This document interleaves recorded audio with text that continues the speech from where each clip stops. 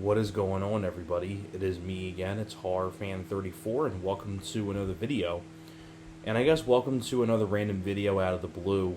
I figured this would be kind of like another sort of collection video, but in this case, I'll be showing you guys all the Kino Lorber films that I have in my collection. Now, Kino Lorber is a company that, is kind of like, like a Scream Factory or an Arrow Video or Vinegar Syndrome. Like, those, like, really big stream, big mainstream, like, companies that releases DVDs and Blu-rays and things like that. So, now, Kino Lorber, when you talk about, like, special feature-wise, like, that's more Scream Factory, Arrow Video, things like that. Kino Lorber, once in every blue moon, will give a lot of special features to one film. But I think Kino Lorber is kind of more of like releasing more obscure films that maybe would have never have gotten a Blu-ray or DVD release.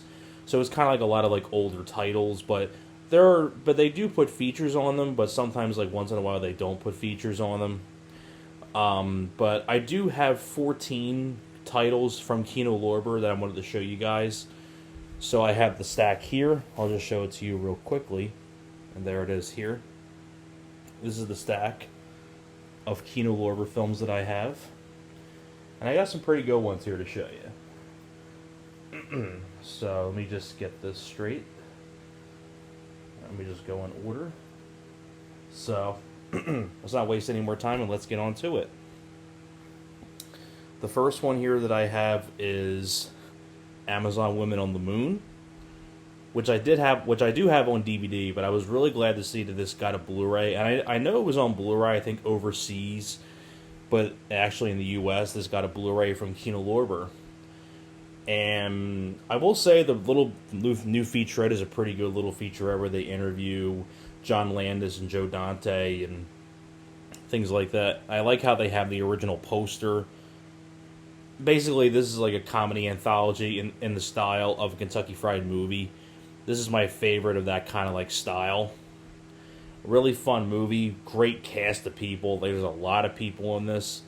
Arsenio Hall and Carrie Fisher and Ed Begley Jr. and Andrew Dice Clay. And, Michelle Pfeiffer, Peter Horton, Griffin Dunn. It goes on and on. Rip Taylor and Steve Allen. May they both rest in peace. Really fun comedy, and it's a really good release, too, from Kino Lorber as well. The Annihilators. This is a pretty fun 80s sort of, like, action movie.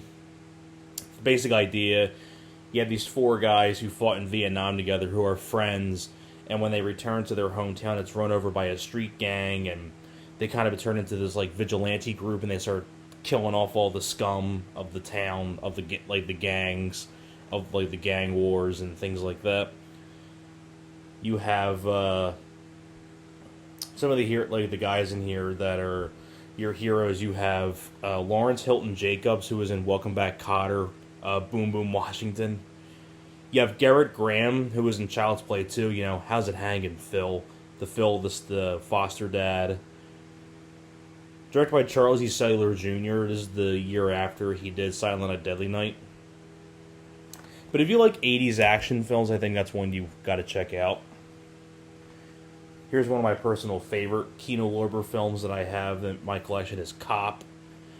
One of my personal favorite movies of all time. It's my favorite James Woods film. And this has my favorite ending to a movie of all time. If you want to see a kick-ass, like, final shot ending, definitely go check out Cop if you haven't seen it before. I've talked about Cop so many times.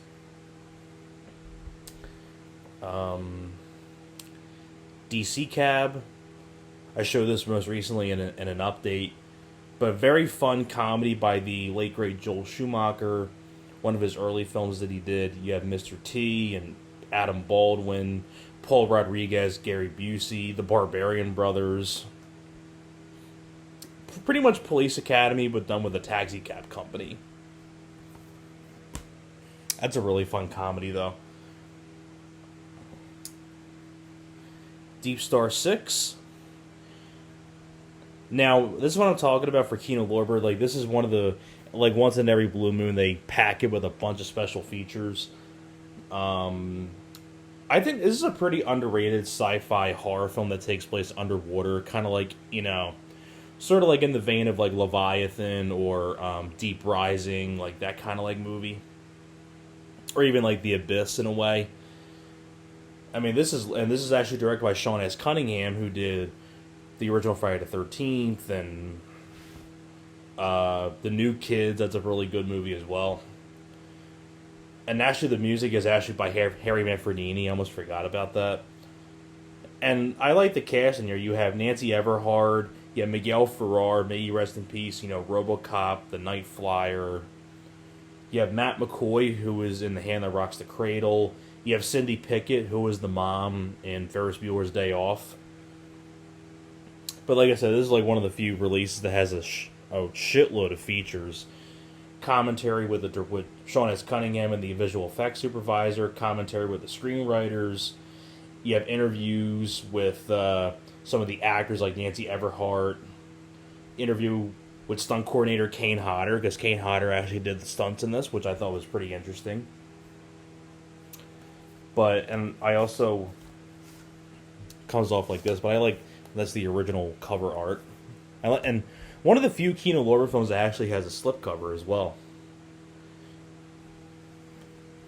Next up for Kino Lorber, it's kind of weird is that like when you look at like Kino Lorber titles, they kind of always look like this with the KL and the black spine and like the white font. This one though, you wouldn't be able to tell whether it's Kino Lorber or not, but it is a Kino Lorber title, and it's one of my personal favorites of theirs, The First Power. If you want to talk about like underrated horror films from the 90s, this is definitely one of the top ones I recommend. Basically, kind of like in the vein of Fallen with Denzel Washington, kind of like the precursor to Fallen, where you have a guy who's a cop, in this case Lou Diamond Phillips, who catches this killer called the Pentagram Killer, played by Jeff Kober. He gets executed, but then he comes back, sort of like in the vein of like Elias Koteas being electrocuted in Fallen, and like a spirit comes back and he starts messing around with the main cop. I love this film. I love this film a lot, and this is a really good release as well, because it has about a 30-minute interview with Lou Diamond Phillips, which is a great interview, about a 17-some minute interview with Jeff Kober. So it's pretty cool that you got to interview the two main stars of the film, the hero and the villain of the film. But underrated horror gem from the 90s. The Good Son, excellent film with Macaulay Culkin. This is another one that has a lot of good special features. I mean, interview with the director Joseph Rubin, interview with Wendy Crewson, Daniel Hugh Kelly, David Morse, the cinematographer. So it definitely has plenty of interviews on here. But love The Good Son. The Hard Way, really fun buddy cop movie with Michael J. Fox and James Woods. You also have Stephen Lang as the villain, Annabella Sciorra, who was in The Hand That Rocks the Cradle. You have Penny Marshall, may she rest in peace, as Michael J. Fox's agent in the film. Because it's the basic idea of a movie star played by Michael J. Fox who wants to be a real cop, and he's going to get this part in a film where he plays a police officer. In order for him to gain the experience, they pair him up with a real cop, James Woods, who's trying to catch the serial killer called the Party Crasher, played by Stephen Lang. And you have some really fun banter between these two. I mean, just a really fun buddy cop movie. Hero and the Terror, I would probably say my favorite Chuck Norris film. Definitely a very different kind of role for Chuck Norris, because Chuck Norris is always known as like the action hero guy, whether it be like, Delta Force or Missing in Action or things like that. This is one of the few films that Chuck Norris got to do that was kind of more in the vein of a horror movie, more of a thriller. Kind of like in the same vein of like a Silent Rage or Hellbound, and including this one, where he plays a cop in L.A. I want to see if I can get his name. Danny O'Brien. And many years ago, he caught this killer called Simon Moon, who would like break people's necks and things like that. And I like the whole finale as well, where it takes place where the killer hides in this movie theater. Kind of has like a little Phantom of the Opera vibe to it. But I love Hero and the Terror. And innocent, and like I said before, and this is one of the Kino Lorbers that doesn't have features, but like I said, it's also one of those companies that releases kind of like those films that you didn't really think would get a Blu-ray, which I think is cool. Like I was saying, An Innocent Man with Tom Selleck, very underrated movie as well.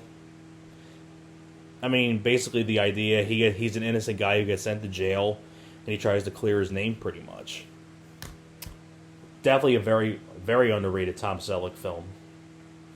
Link, kind of like in the vein of Monkey Shines, where it's about a killer monkey, as you can see here.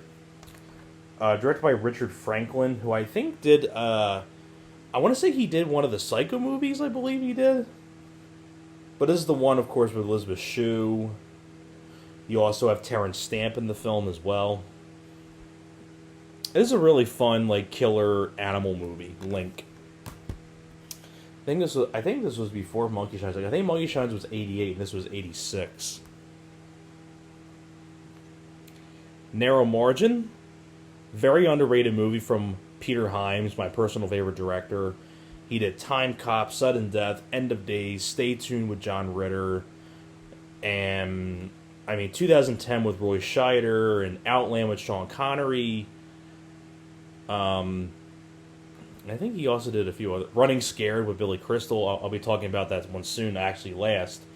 But very underrated thriller where Gene Hackman has to protect this woman, Ann Archer, who witnesses a murder, and these hitmen are trying to kill her, and he has to protect her on this train. One Good Cop. Very underrated performance by Michael Keaton. This is actually the year before he did Batman Returns, because he already done the first Batman act before this. But, directed by Haywood Gould, who I think that's the same director that did Mistrial, I believe, with Bill Pullman. But you also have Rene Russo, Anthony LaPaglia, Kevin Conway, Rachel Tickerton, who is in Total Recall. You have Tony Plana, Benjamin Bratt. So... And, like I said, really underrated performance by Michael Keaton. And like I said before, the last one that I have for the Kino Lorber collection, I already mentioned it, but Running Scared with Billy Crystal and Gregory Hines. Also directed by Peter Hyams. This is a really fun, also buddy cop movie. You also have Stephen Bauer from Scarface. You have Jimmy Smits, who is in NYPD Blue. You also have people like Joe Pantoliano, John Grease, who is Uncle Rico from Napoleon Dynamite, Dan Hedaya. And that's all of the Kino Lorber films that I have in my collection. So I hope you guys enjoyed this. Thank you very much for watching, and I'll see you guys next time.